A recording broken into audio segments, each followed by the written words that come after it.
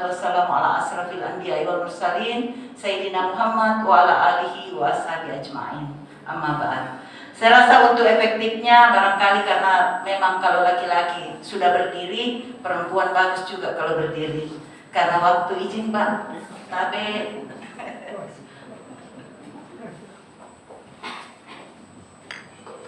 ya, saya diberi amanah untuk membawakan peran pemuda dalam pencegahan perkawinan anak. Pada saat saya terima undangan ini, saya lihat, wah, Dinas Pemuda dan Olahraga.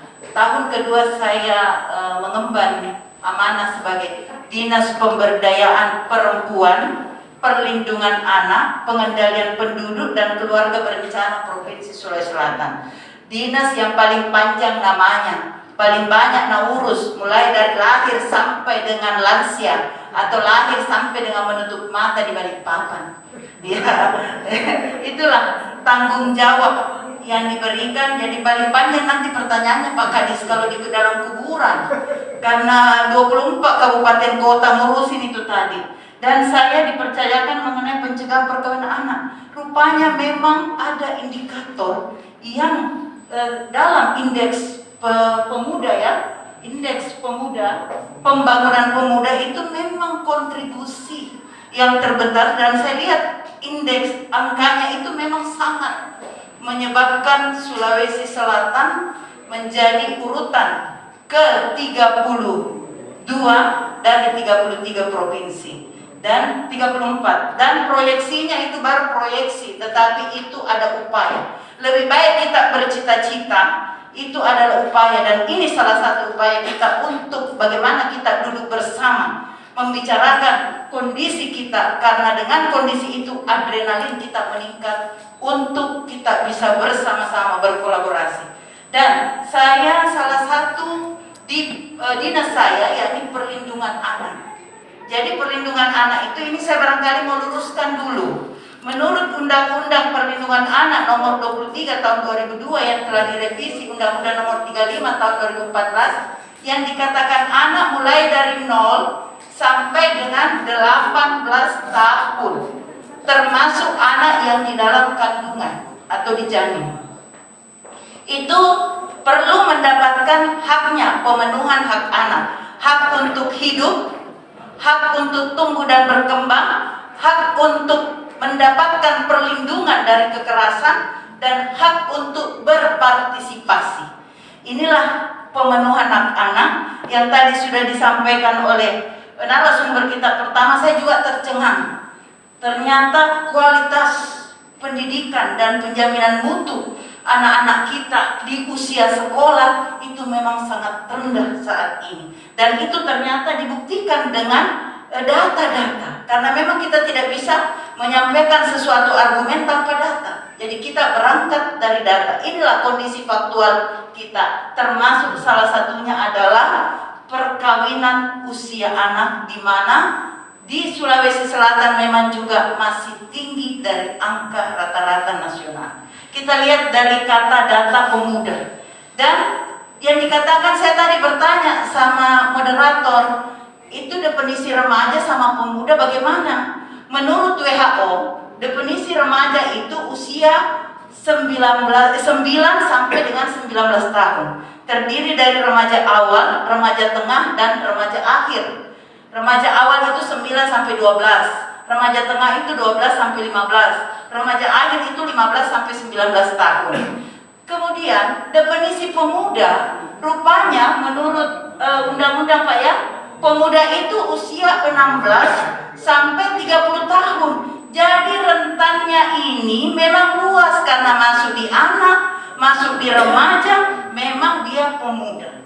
Jadi memang luas sekali. Jadi kalau ada indeks pembangunan pemuda yang banyak itu memang harus besar. Cuma persoalannya Pak, sebelum saya masuk, kita dikaburkan dengan akronim bahwa berikan saya 10 pemuda akan kuguncangkan dunia. Ini bisa fatal ini. Ya, berikan saya 10 dewasa tua. Ya, di sini tidak ada dewasa tua Pak, di sini anak muda semua. Ya, akan ku cabut akar-akar Semeru. Nah, yang 10 pemuda tadi ini Inilah yang mengaburkan kita sehingga dianggap pemuda itu seolah dia paripurna di semua. Termasuk tadi angka kesehatannya, angka ibu hamilnya, angka rokoknya dan kesehatan kebugaran para pemuda itu terabaikan. Padahal sebenarnya akar dari seluruh permasalahan itu kita harus berangkat dari hulu. Harus kita selesaikan di remaja, termasuk bagaimana kualitas sumber daya manusia itu dilihat dari bebek, bobot. Kualitas remaja kita, bagaimana kualitas gizinya, kualitas spermanya untuk anak laki-laki, kualitas sel telurnya, ovumnya untuk anak perempuan sebagai calon ibu, calon bapak yang melahirkan. Itu mulai terbentuk di situ. Saya buka masker deh supaya kita kenal-kenal juga.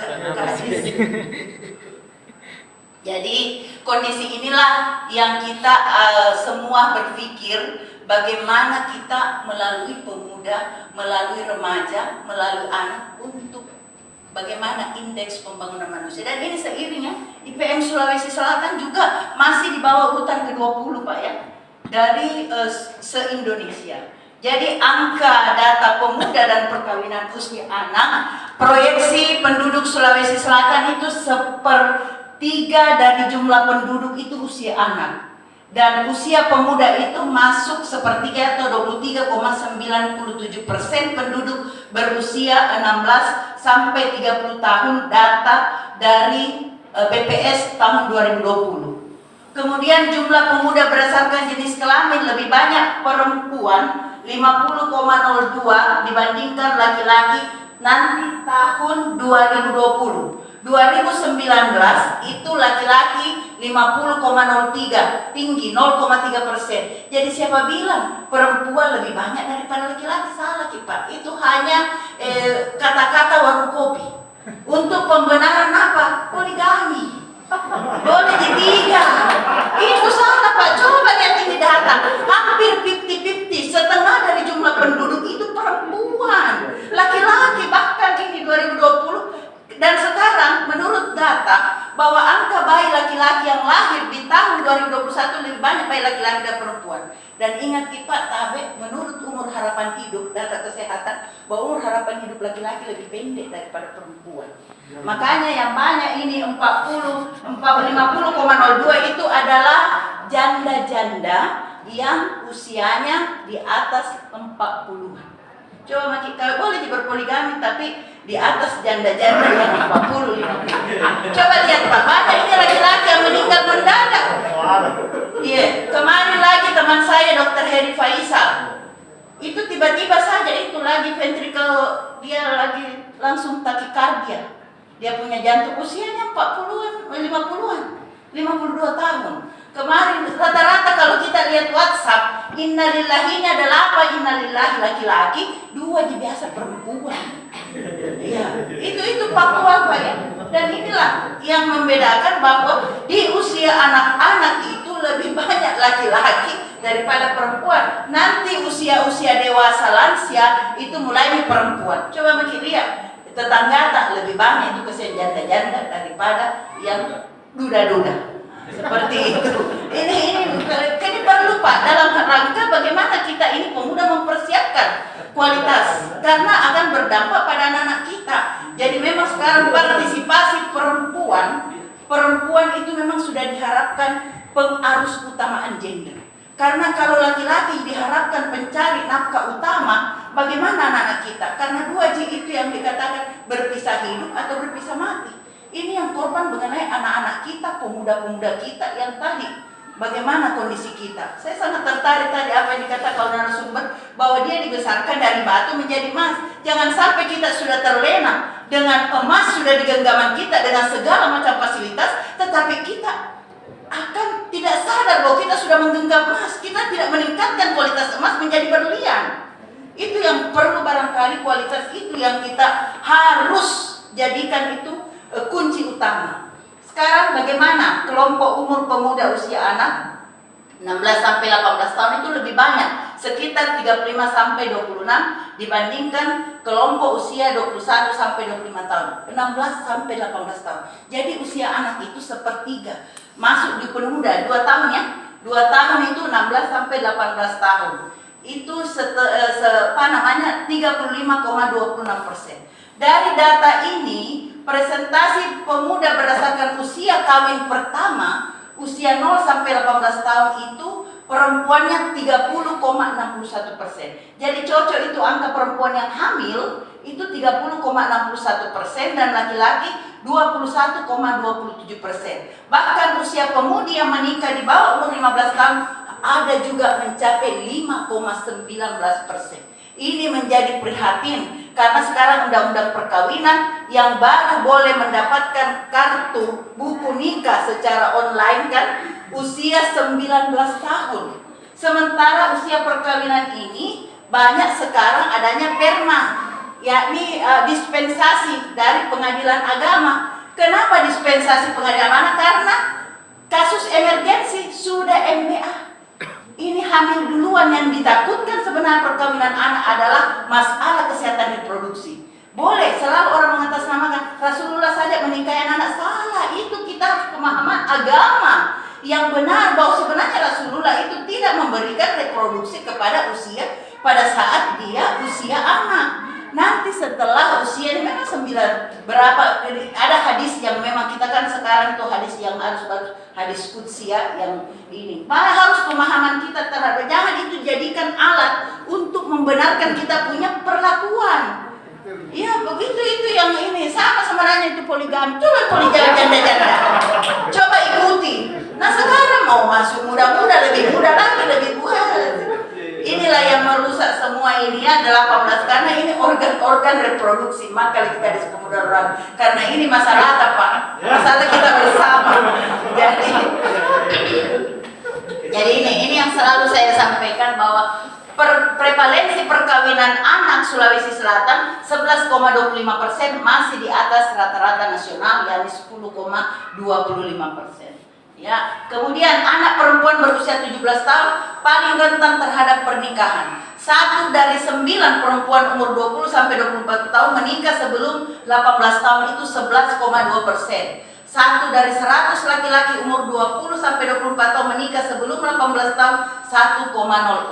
Dan ini tadi berprediksi sama data dari LPMP bahwa usia anak SMP sekarang putus sekolah itu lebih tinggi, cocok. Data juga kami bahwa justru sekarang perempuan yang mengenyam pendidikan lebih tinggi itu sampai tingkat perguruan tinggi itu lebih banyak daripada laki-laki. Kenapa? Karena putus sekolah harus menjadi tanggung jawab tadi sebagai pekerja pencari nafkah. Kemudian terjadi lagi pekerja anak, pekerja di usia anak, belum lagi tindak pidana perdagangan orang yang mengkorupsi usia seseorang. Sekarang kan bagus pertumbuhan gizi ya. Anak umur 12, 13 itu sudah lebih tinggi biasa dari orang tuanya. Sehingga itu yang biasa terjadi juga spekulasi usia pada pekerja. Ya, lanjut. Kemudian regulasi dan kebijakan di Sulawesi Selatan kita tindak lanjuti tadi itu Undang-Undang Perlindungan Anak dengan Perda Provinsi nomor 4 tahun 2013 tentang perlindungan anak. Pasal 7 tanggung jawab dan peran serta masyarakat, pasal 9 tanggung jawab orang tua, salah satunya adalah melindungi dan mencegah serta tidak membiarkan terjadinya pernikahan anak. Saya ini kalau dini itu kan sekarang 19-20 tahun juga itu pernikahan dini ya. Yang kita stressing sekarang adalah pernikahan usia anak 0 sampai 18 tahun. Maksudnya sebelum 18 tahun. Ya, kemudian sudah ada Pergub nomor 80 tahun 2018. Kemudian instruksi gubernur nomor 24 tahun 2018 tentang stop perkawinan anak, dan sekarang satu-satunya di Bappenas itu kita tindak lanjuti yang namanya Roadmap Strada Pencegahan Perkawinan Anak Sulawesi Selatan tahun 2019-2023 dan sudah ditandatangani oleh Bapak Gubernur. Jadi sebenarnya regulasi ini sudah lengkap. Tinggal bagaimana ini semua bisa kita kolaborasikan dan disosialisasikan sampai di tingkat masyarakat.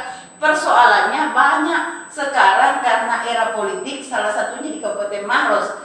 Pak Bupati itu pernah diundang untuk menghadiri menjadi lagi saksi Bupati Maros untuk anak usia 16 tahun.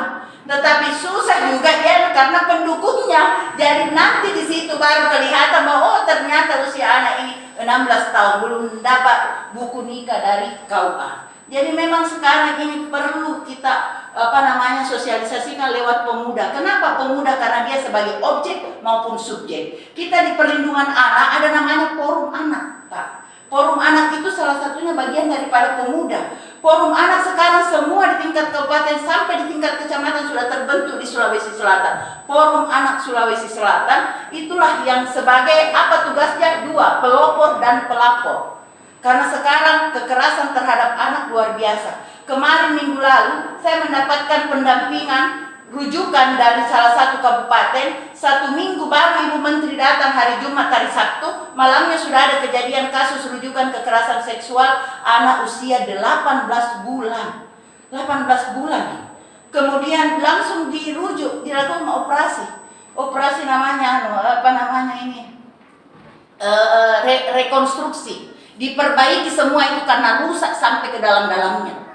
Iya betul Pak, ini rusak, perdarahan hebat itu anak. Anemi sampai 6 dia punya HB. Perdarahan, dikira kencing padahal di pampersnya itu darah. Dan 3 hari berikutnya dari kabupaten yang sama itu usia hampir 2 bulan kekerasan dirujuk ke rumah sakit Labombaji. Yang pertama 18 tahun dirujuk di rumah sakit Unhas. Jadi ini problem sekali, kita banyak sekali yang harus kita hadapi bersama. Dan ini faktual Pak. Kadang saya saja sedangkan membaca beritanya tidak bisa saya baca itu saking istilahnya. Inilah yang dikatakan barangkali dalam Al-Quran surat Al-A'raf ayat 179. Ya, laqad jahannama laqad zara'na li jahannama katsiran jinni wal insi. Pasti aku penuhi neraka jahanam dengan manusia dan jin. Siapakah itu? Lahum qulubun la yafqahuna biha. Mereka punya hati tapi tidak pakai hatinya untuk melihat tanda-tanda kebesaran Allah. Walahum a'yunun la yubsiruna biha. Mereka punya mata tetapi tidak melihat tanda-tanda kebesaran Allah. Walahum azanun la yasma'una biha. Mereka itu tidak punya telinga. Benar apa sebenarnya perintah-perintah Allah? Lahum qulubun ulaika kal an'am. Mereka seperti binatang ternak. Balhum adallu balhum adallu. Artinya bahwa lebih bejat lagi daripada binatang ternak. Kalau binatang ternak tidak sudah melakukan hubungan, tidak pernah ada yang mutilasi pasangannya. Nah ini kita kadang sudah diperkosa, dimutilasi lagi. Akhirnya apa? Itulah yang dikatakan lahum qulubun la yafqahuna biha. Jadi mereka seperti binatang ternak tetapi lebih bejat lagi daripada itu. Itulah manusia karena dia punya akal dan pemikiran. Beda dengan binatang. Binatang cuma nafsu. Itulah fa'alhamaha fujuraha wa taqwa. Jalan kesesatan dan jalan ketakwaan. Inilah kita pemuda-pemuda bagaimana kita meluruskan tadi, karena saya lihat ada 4 konsep tadi yang disampaikan oleh Bapak pembicara pertama. Kalau saya ada 4 kecerdasan yang selama ini kita tahu cuma 3 kecerdasan. Yang pertama intelligence quotient, kecerdasan intelektual, ya pernah ada mengatakan. Yang kedua emotional quotient, itulah etika, pengendalian, attitude. Bahkan ada yang mengatakan bahwa seseorang yang intelligence quotient-nya lebih tinggi dari kemudian emotional quotient-nya tidak jalan, jauh lebih bagus emotional quotient-nya tinggi, intelijensinya secukup-cukupnya. Itu karena attitude sekarang itu mengalahkan segala. Inilah kita yang terbentuk karena karakter, pendidikan karakter yang kita ini hilang seperti ini. Dan yang ketiga adalah spiritual question. Itu bagaimana spiritual question kita combine. Dan yang keempat ada namanya adversity question. Kemampuan itu kita untuk bagaimana menyelesaikan solusi mandiri. Jadi pada saat tumbuh kembang anak itu jangan sedikit-sedikit orang tua langsung mengambil alih menyelesaikan. Biarkan dia anak-anak itu menyelesaikan sehingga anak itu bisa berkembang sesuai dengan karakternya. Tadi seperti yang dikatakan, mungkin dia punya kemampuan A, kemampuan B, berikan semua peluang anak-anak itu sehingga betul-betul itu tadi akronim berikan 10 pemuda itu betul-betul bisa kita ini terperhatikan. Lanjut. Dampak perkawinan usia anak. Inilah yang harus kita sosialisasikan sebagai pemuda, baik sebagai objek maupun subjek. yakni pastilah putus sekolah. 2 dari 5 anak perempuan yang menikah di bawah usia 15 tahun mengalami putus sekolah. Dan memang aturan sekolah Pak tidak bisa ya kalau SMA sudah ini, apalagi rata-rata ini karena didispensasi karena kehamilan, pastilah dia mengalami kehamilan. Kemudian kekerasan terhadap perempuan 25%, kekerasan terhadap perempuan dialami oleh pasangan pernikahan usia anak. Pasti karena ego-egonya semua berkembang. Akhirnya apa? Kekerasan, perceraian. Belum dia sahkan sebagai perkawinan yang sah di isbat di Kementerian Agama, dia sudah bercerai. Jadi angka perceraian pernikahan anak tinggi, angka perceraian juga tinggi. Persoalannya inilah putus sekolah. Persoalannya lagi, biasanya kita ada budaya di Sulawesi Selatan yang dikatakan menikah itu pertamanya, Ji. Rame-rame. Setelah menyandang status janda duda, mau bagaimana dia, mau bekerja, mau apa, inilah yang biasa jadi tindak pidana perdagangan orang. Dikirim kemana-mana padahal dia masih usia anak. Inilah faktual. Kemudian 20% perempuan yang menikah di bawah 15 tahun mengalami komplikasi pada kehamilan dan proses persalinan. Ada namanya eklamsi, jadi banyak itu meninggal usia muda, kemudian perdarahan karena hemoglobinnya, HB-nya waktu usia remaja itu sudah 9. Kenapa? Karena faktor gizinya. Biasanya anak-anak remaja itu takuan diet, ya, mau langsing seperti botol Coca-Cola yang 625 ml. Jadi itu malas makan makanan yang bergizi, ya, dia tidak mau kayak botol Coca-Cola 1,5 liter, ya. Jadi dia malas, jadi cuma Indomie telur, tidak ada nih makan sempurna atau pasti 5 sembara, tetapi sekarang gizi seimbang, Pak. Tadi Pak Kadi sudah mengatakan saya juga ini berolahraga, saya juga NPC. Memang sesuai dengan performance Pak Kadi olahraga. Tepuk tangan untuk Kadi olahraga kita luar biasa. Ya. Jadi memang kesehatan jasmani dan rohani itu sangat penting sekali karena ini tadi bagaimana 15 tahun itu mengalami kehamilan pada proses persalinan seperti lahir BBLR. Bayi berat lahir rendah. Jadi sudah lahir, padahal kita ketahui bahwa untuk menciptakan generasi-generasi yang bukan cuma tumbuh status gizinya baik, tetapi penyakit-penyakit degeneratif, untuk penyakit jantung, penyakit gula, penyakit stroke itu bukan didapat nanti pada mulai dari pembentukan. Seperti stunting itu gagal tumbuh yang kronis yang tidak kelihatan, tidak berdampak, tetapi sangat mempengaruhi kualitas anak, dan itulah ke depan nanti penyakit-penyakit degeneratif. Jadi memang di usia anak sudah menjadi beban, di usia produktif juga menjadi beban karena tidak produktif. Ya. Kemudian 70,31% perempuan yang menikah di bawah usia 18 tahun sebagian besar hanya memiliki ijazah SD, SMP. Kemudian 15-30% persalinan usia anak menyebabkan kerusakan organ reproduksi perempuan. Sekarang angka kanker serviks menduduki urutan pertama setelah angka kanker payudara pada perempuan. Jadi kalau ada perempuan itu mati muda, biasanya kalau bukan kanker itu kanker serviks, kanker payudara. Kanker serviks itu disebabkan apa? Karena terlalu cepat organ reproduksinya mendapatkan ini dari dunia luar. Terbuka dia punya, terjadi iritasi yang namanya terjadi iritasi pertemuan ya, terjadi hubungan silaturahmi ya, silaturahmi di usia masih ini ya kan kita tahu penyebab cancer cervix adalah virus Pak, tetapi bagusnya bisa diimunisasi mulai umur 10 tahun. Menurut WHO ada imunisasi vaksinasi untuk mencegah CA cervix itu 3 kali dalam ini. Jadi ternyata umur 10 tahun anak-anak kita sudah, pemuda-pemuda kita sudah bisa divaksinasi di dokter-dokter kandungan. Itu bisa mencegah daripada CA cervix. Kalau kayak payudara tidak ada dia punya vaksinasi. Kemudian 15-30% ini mengalami BBLR. Sekitar 60% perempuan yang menikah usia anak bekerja di sektor informal bahkan tidak bekerja. Jadi inilah semua dampak perkawinan usia anak, termasuk saat ini yang menjadi booming adalah melahirkan anak-anak yang stunting. Sekarang ini yang kalau kita bilang BBLR, kwasiorkor, bisi kurang langsung kelihatan. Tetapi yang stunting nanti 2 tahun lebih, itulah yang kita lihat perkembangannya mengalami kemunduran. Apalagi kondisi sekarang ini daerah game gadget ya, era digital, game online. Makanya saya punya materi dakwah di Al-Markas ya, ini pengaruh game online bagi kesehatan anak. Karena memang luar biasa, dia merusak prefrontal cortex di sini. Ya, lanjut.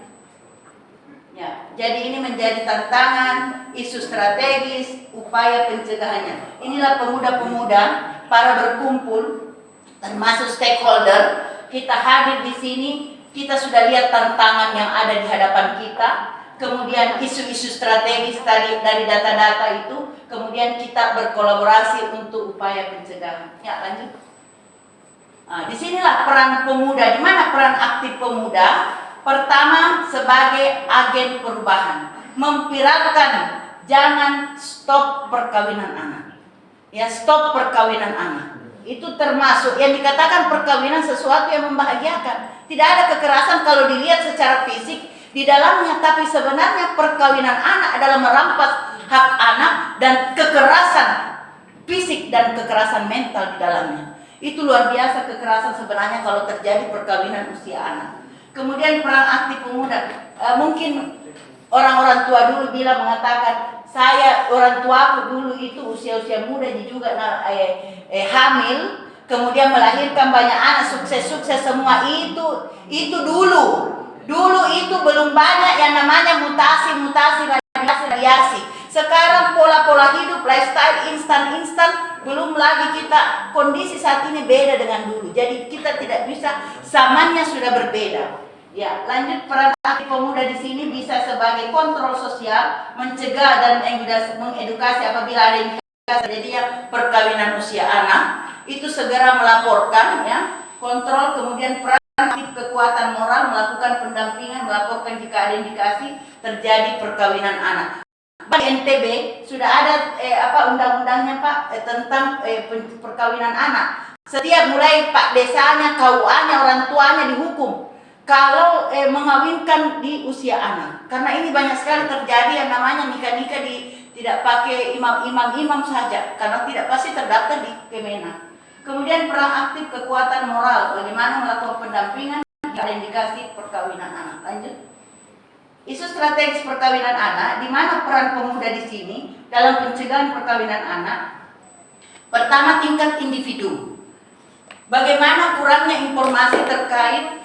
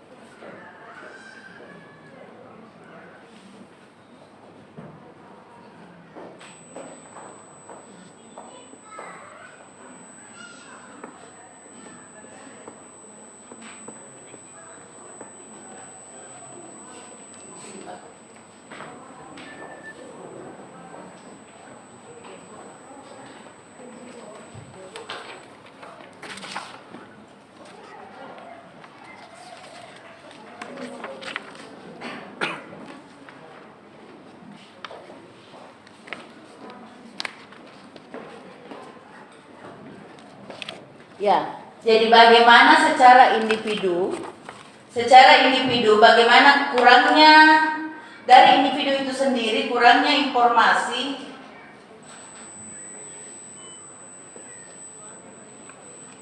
Bisa ya Pak? Bisa. Saya enggak, ini kecil sekali.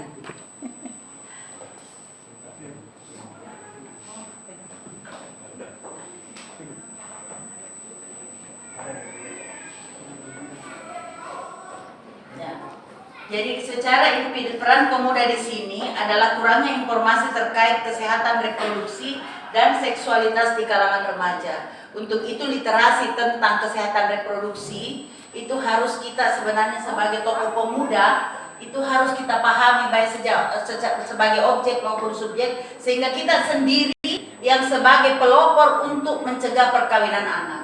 Kemudian kurangnya informasi dan kesadaran tentang bahaya dan implikasi perkawinan anak. Termasuk juga itu kanker prostat bagi laki-laki, bukan cuma kanker serviks ya. Kanker prostat bagi laki-laki itu karena dari dulu itu sudah suap. Dari dulu itu sudah keras baterainya, masih muda. Dia sudah sering pakai itu barang. Akhirnya itu di usia 50-60 itu terjadi kanker prostat. Itu yang memproduksi sperma, Pak. Jadi ini yang perlu dipahami bersama. Kurangnya informasi dan kesadaran tentang bahaya dan implikasi. Kalau kita mulai dari perkawinan usia anak. Kemudian hubungan, kurangnya akses terhadap layanan kesehatan reproduksi dan seksualitas bagi remaja, sulitnya orang tua mengkomunikasikan kesehatan reproduksi dan seksualitas kepada anak dan remaja karena masih adanya kecanggungan, sehingga anak-anak itu mencari literasi dengan lingkungan. Kalau masih lingkungan yang baik, iya, kalau ketemu organisasi pemuda yang sudah mempunyai literasi tentang kesehatan reproduksi itu bagus. Makanya salah satu pencegahannya teman-teman literasi sering mengadakan dialog tentang kesehatan reproduksi bagi remaja. Ini sangat penting karena salah satunya untuk bagaimana melindungi remaja itu atau pemuda itu dari pelaku sebagai perkawinan usia 18 tahun ke bawah. Kemudian kekhawatiran orang tua terkait masa depan anak, keterkaitan orang tua dan remaja yang masih menjadi tantangan. Kemudian dari segi komunitas adanya tekanan dari teman sebaya dan lingkungan ketika tidak menikah di usia muda. Kemudian kondisi kemiskinan yang akut, kurangnya akses dan layanan dasar seperti pendidikan, norma tentang bagaimana pacaran dan perkawinan sebagai bentuk perlindungan. Dari masyarakat, tradisi menikah yang dianggap wajar, dualisme hukum di tingkat komunitas, interpretasi agama terkait perkawinan yang dilegitimasi oleh negara, budaya patriarki yang menunjukkan posisi anak perempuan. Kemudian stigma terhadap remaja yang mengakses layanan kesehatan reproduksi